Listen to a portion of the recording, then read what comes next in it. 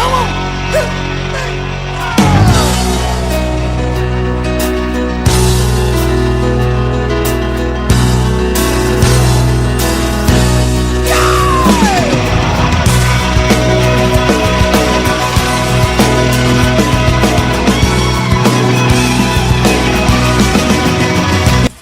Well, good morning. Welcome back to the Broadcast Retirement Network.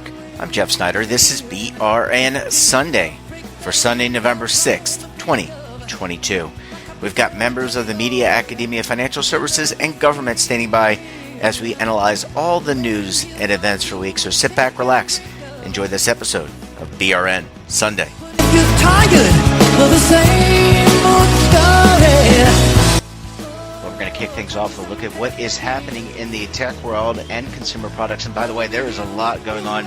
Here to break it all down and to give us his opinion and analysis, Daniel Kline is the managing editor for The Street. Dan, thanks so much for popping by the program this morning. Good morning, Jeff. Thanks for having me. Getting over that cold? A little bit. My wife has it now, and frankly, I'd much rather have a cold than have my wife have a cold. So. Yeah, well, it's very chivalrous of you, Dan, and you sound pretty good on our end, maybe a little bit nasally, but that's cool. Dan, it's been a really busy week on Wall Street. I want to start off with a slew of tech companies announcing freezes and job cuts. The biggest I can mention, I think, is the Twitter one because of it's just such a big story just because the Elon Musk takeover, et cetera. But from a high level, give us your perspective and analysis on what's happening in tech right now. I think everyone says freezes and cutbacks as a way to sort of appease Wall Street. The reality is the big tech companies lay people off all the time. Microsoft has strategic layoffs every year. And what's happening now isn't that hiring has been frozen at most of these companies. Sure, you're struggling startups like Opendoor, that just cut, I think, 11% of its workforce. Yeah, there's real problems at some of these companies. But at these big tech companies, at the Apples, at the Amazons, at the Googles, what they're doing is becoming more mindful of their hiring. So instead of just shoveling people through the door, you can hire someone if it's the right person and they bring the right skills and they're going to be additive. It just becomes a little bit harder to do that. So I think these things are overplayed in the media. Now, obviously, if you work at a company that makes a layoff and you were laid off, that's terrible. And it's more terrible in an environment where it's becoming a little bit harder to get hired. But the reality is, as much as we like to act like the sky is falling with the economy, we still have one job opening, and there's only half a person to fill that job. Now, obviously, the match between opening and available person doesn't always fit. Like, there might be a lot of jobs open at Target, and you're a coder, and no one's looking for your particular programming language at the moment. That type of thing can happen. But the reality is the job market is still very healthy. It's just tightening up a little bit because we don't know what the state of the economy is. We're heading into an election cycle. We're heading into a holiday year. And Jeff, I'll make this bold prediction right now. Okay. Every forecast, every survey I've read says, people they're going to cut back this holiday season. History says that will not happen. People spend money on Christmas, and yeah, there might be some level where someone who was going to get a new car doesn't buy it or is a little bit more cautious. But the reality is there is zero possibility that holiday spending won't be up. It's only been down once in like 35 years, and that was 2008 in the absolute midst of the housing crisis, which is much worse than any possible negatives we have going on right now. Dan, just in terms of these tech companies, you mentioned it's about realigning the skill and the need. What do you think these tech companies need? And obviously, when you say tech, it's a lot, right? It's fintech, it's streaming, it's metaverse. But let's just take a Twitter or an Amazon. What are the skills that they're looking for? Are they looking for programmers? I would think they probably already have programmers. Are they looking for project managers, customer service? What do you think they're looking for? They're looking for everything. And Twitter's a special case, and I'm certainly not going to go after Elon Musk. That's not worth it for the email. you're going to get. But Amazon, you're going to get it. programmers. I'm forwarding it to you. If you do that, I'm forwarding it to you. Sorry, go ahead.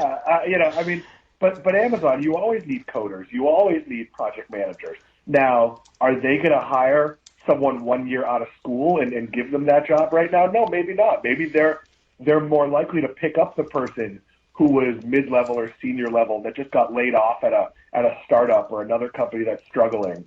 Who's going to be less in demand? Editors.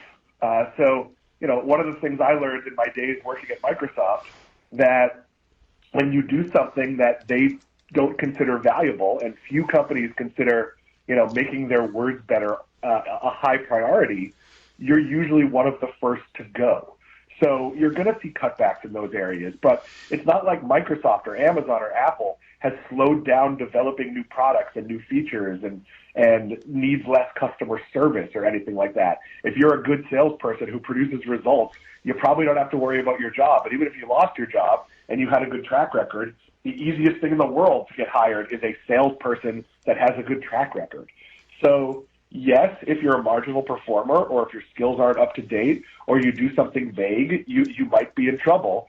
If you work on a vanity project at one of these companies, and there are a lot of those, you might want to transfer into a more essential division. But it's not like we're going to see Amazon cut half its workforce. We're just going to see Amazon hire less new people. Dan, I want to shift gears. An area that has been a lot of tech has been focused on is virtual reality. And I want to ask you about, this kind of struck me as odd, but there's an in-car virtual reality that Audi is going to offer for passengers. So I have to ask you, I'm just thinking that's motion sickness right there to me. But I want to get your reaction to that, because do we really need, it's a spinoff called HoloRide. What are we planning to see, as if the roads, the other cars, the beautiful scenery that we often pass by is not enough? So what is HoloRide, and what are people who buy an Audi and use this service really going to get from it? Yeah, they're going to get nothing of value from it. This is the dumbest thing.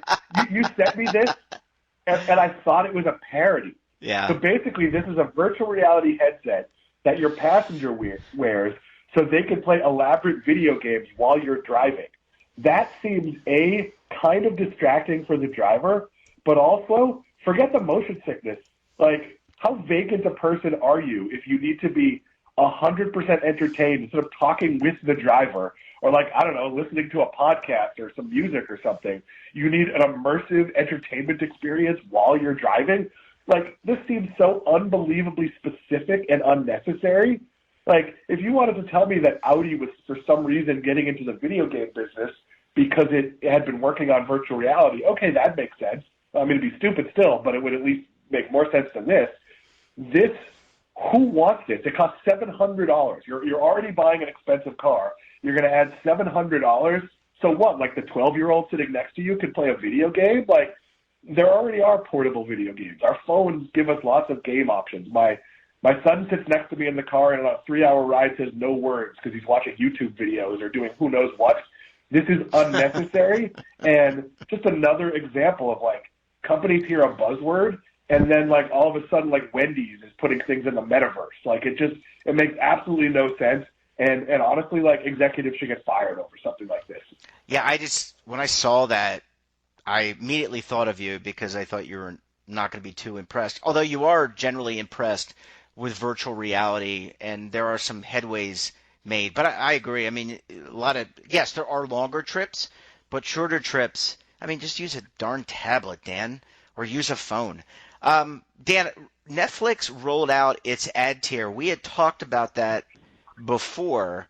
Give us the skinny on this, because it seems at the price point, I think it's $6.99 a month. That seems very reasonable to me for a few ads, but what am I missing? Well, you're missing that the biggest attraction to it will be people paying full price for Netflix who will downgrade their account. We've talked about this before, but if Netflix had must-see shows, they could charge more money, not less. So this is a faulty premise. This is Netflix not understanding what's broken about their business.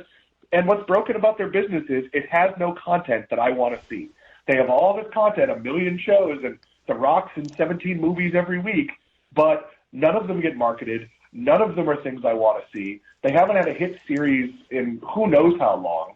And that's really where pricing comes in for Netflix. They're missing the point entirely. Going low might get you a few new people, but you're going to lose more revenue for people downgrading than you gain from new customers signing up. This is another terrible idea. Was the goal to tee me up this week, Jeff? Not to upset you, but I wanted to get, I like when you give the straight opinion, and I think people, you have a lot of experience testing these products out. So I think people need to hear that. We can't always sugarcoat things.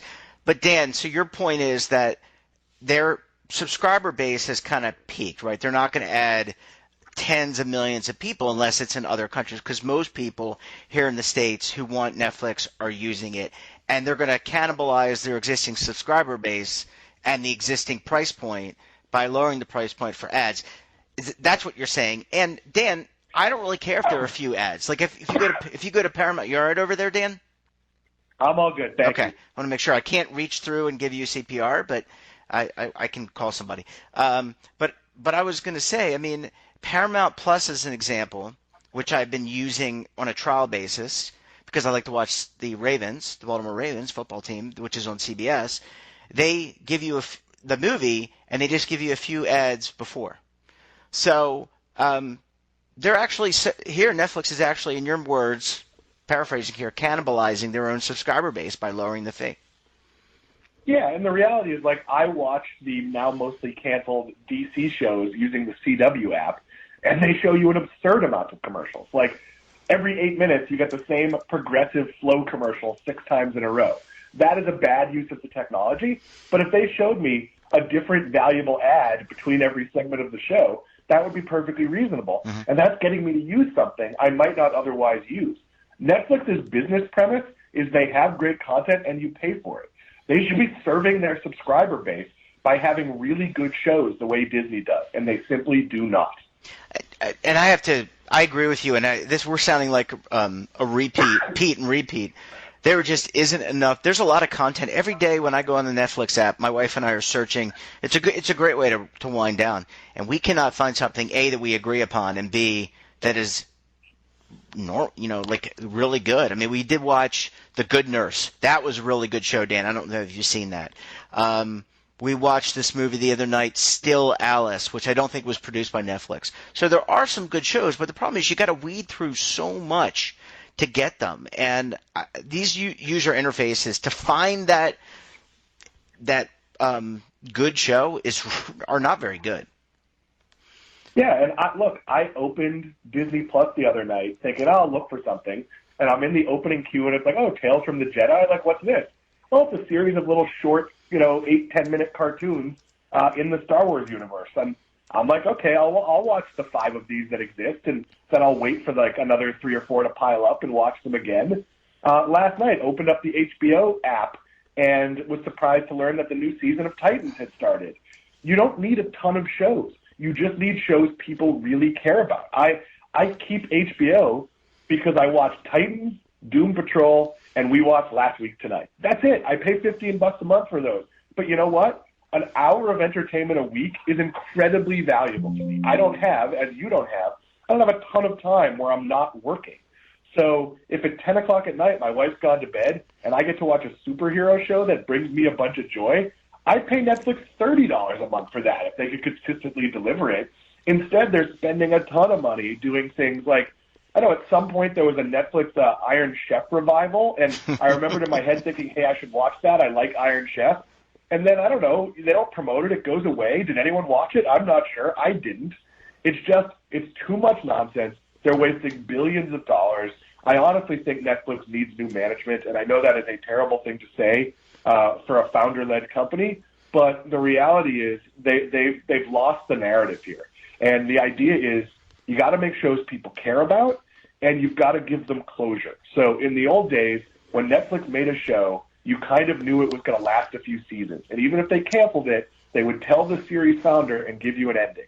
That has not been the Netflix way in recent years, and I'm not committing to a show that might just trail off. Even with Disney, where you're watching one of the Marvel shows, and there might not be a second season of that show, but you still know that those characters will carry forward in other shows or movies, and you'll eventually learn their fate. Like, there might not be a season 2 of WandaVision, but you're going to get some of those characters in some of the spin-offs from that show, some of the other universe things from that show. So, I don't know. I'm very disappointed in Netflix, as you can tell. Yes, apparently. Well, Dan, we're going to leave it there. Next week, I'm going to ask you about Andor. Don't say it now. Catch up on it. We'll ask you about it. Dan Kline, always a pleasure chatting with you. Feel better. Have a great rest of your weekend, my friend. Apologies for my cough. Thank you, Jeff. Thanks, Dan. Bye-bye.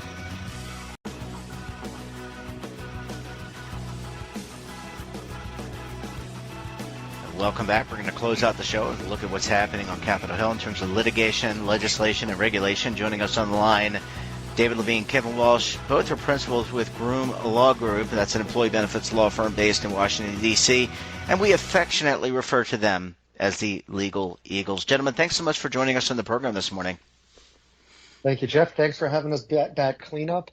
And we are excited to talk because the elections are almost here. Yeah, Kevin, the election, as David said, we've got the midterms coming up on Tuesday, the 8th. Now, a lot of people have voted through early voting, but they're going to turn out probably as well to vote in person. But I want to get yours and David's perspective. We'll start with you first, of course, on what to expect, maybe not from the political side, but what this could mean to benefits, legislation, regulation, and oversight.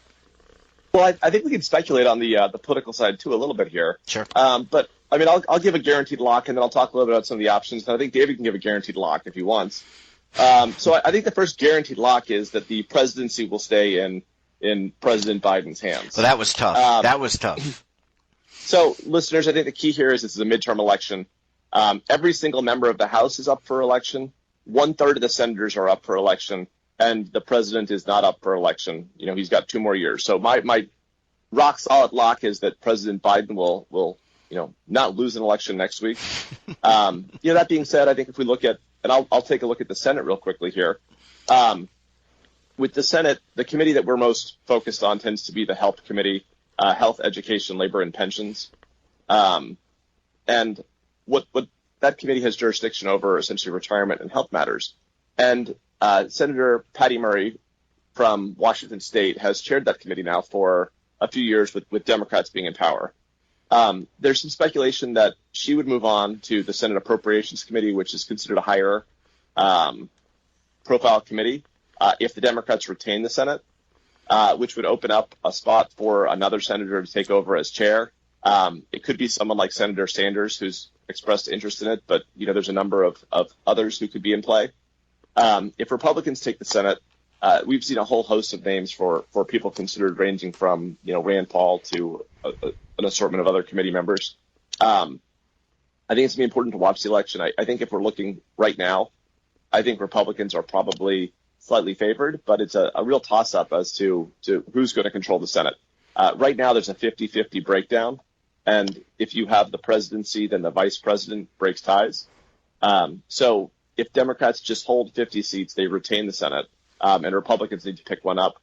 And while there's a couple of opportunities, none of them are sure things. So, as we look ahead, I think the big thing to watch next week on the Senate side is just, who has control. And then over the coming weeks, I think the committee assignments will sort themselves out. David, do you want to comment at all on the Senate, or do you want to just take this House for a little bit? Sure, the House is the easier prediction, other than the presidency. So I took the tough one, which is I think the Senate's a toss-up. Well, and wow, that was a definitive answer, Kevin. It's a toss-up, so you're going to be right either way. So, well, I gave you the president's lock. I mean, come on. That was good. That was easy though. That was good. Yeah, Go ahead.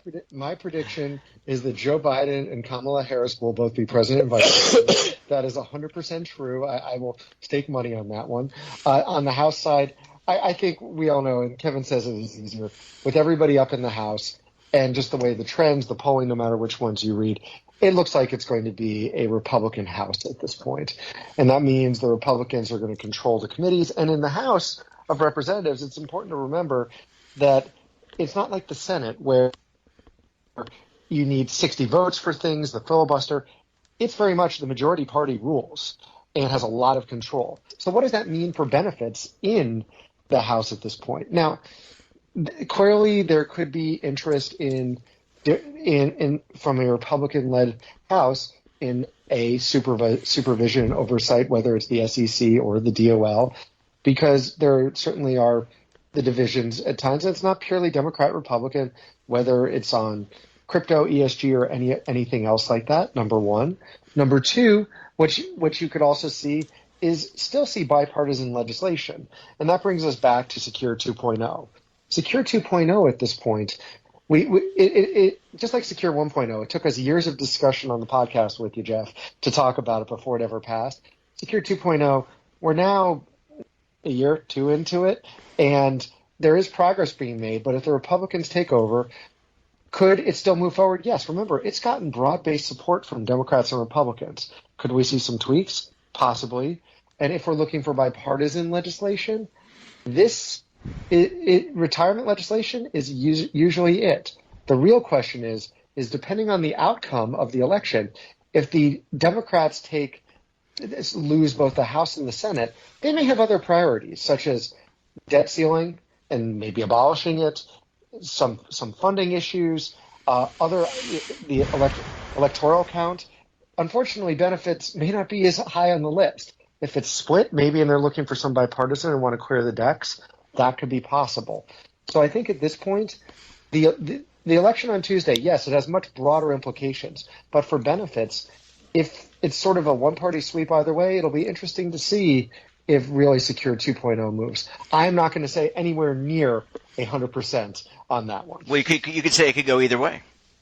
Well, yeah, I'm going to use Kevin's words. Absolutely, Jeff. I am confident that it could go either way.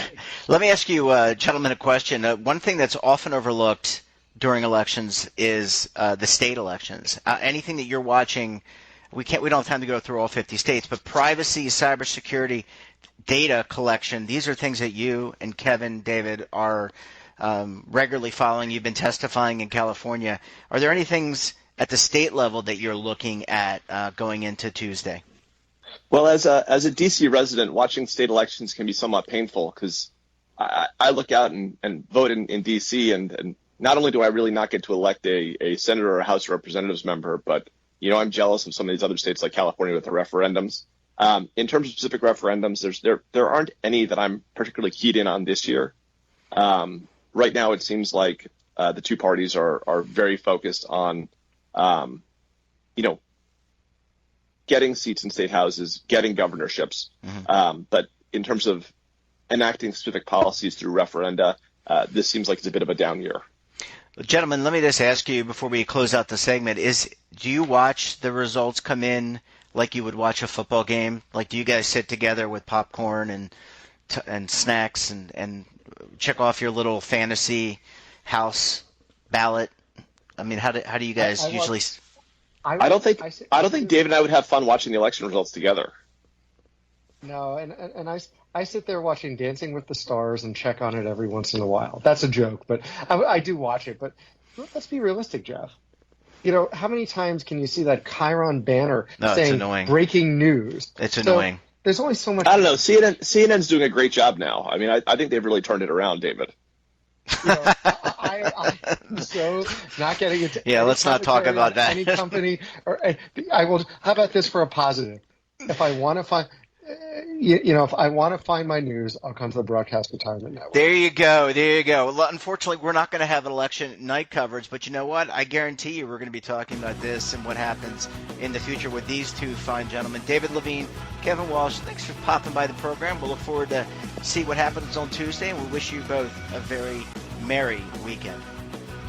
Thanks, Jeff, and thank you, listeners. Thank you all.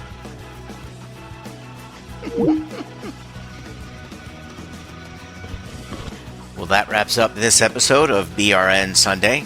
Have a topic of interest, someone you think we should talk to? Drop us a line, and don't forget, for all the latest curated news and lifestyle, wellness, finance, tech, entertainment, so much more, and all in one place, check out today's edition of our daily newsletter, The Morning Pulse. Want to search our archives, check out our latest content? Well, visit our website, and of course, all of our streaming partners. We're back again tomorrow for another edition of BRN AM. Until then, I'm Jeff Snyder. Stay safe, keep on saving, and don't forget, roll with the changes.